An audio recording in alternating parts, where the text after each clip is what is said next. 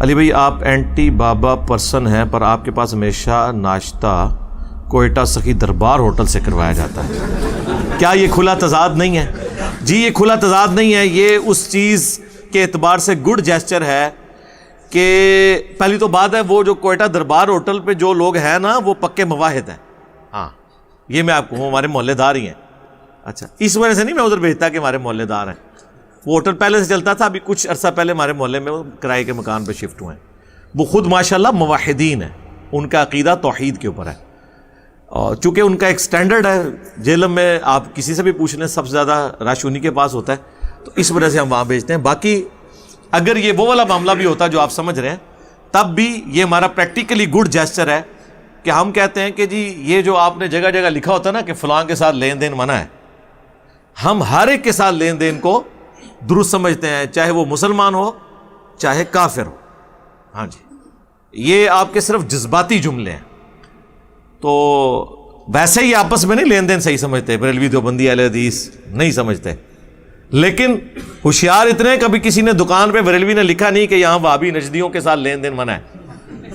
ہاں اور کسی اہل حدیث نے کبھی نہیں اپنی دکان پہ لکھا کہ یہاں پہ بریلوی اور شیعہ مشرکین کلمہ گو مشرکین کے ساتھ لین دین منع ہے. کاروبار میں سارے برابر ہیں. یہ ہمارے جو سموسے جس دکان سے آتے ہیں نا کٹر دیوبندی ہیں، کٹر. ہاں جی لیکن کبھی انہوں نے یہ نہیں کہا کہ ہم نے سموسے نہیں دینے، ہم نے بھی کبھی نہیں کہا کہ آپ سے نہیں لینے، یا کبھی ہمیں میاں یاد آ جائے تو ہم نے کبھی ان کو نہیں کہا یہ بات. کاروبار کے معاملے میں سارے کے ساتھ، کاروبار کا ایک مذہب ہے وہ پیسہ ہے، ادھر ان کا کوئی معاملہ نہیں چلتا.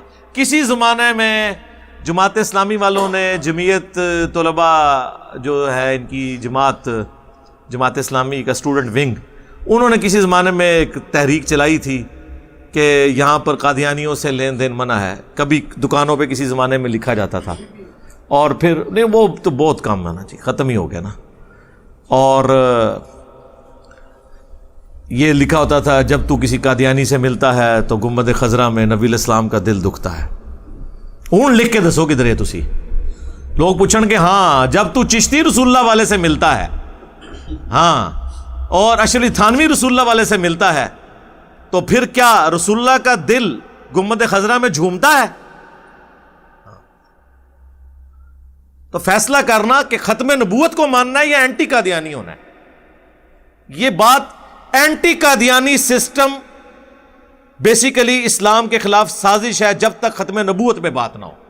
ختم نبوت یہ ہے کہ جس نے ڈاکہ مارا ہے نہیں بچے گا. ہاں یہ ذہن میں رکھیے گا.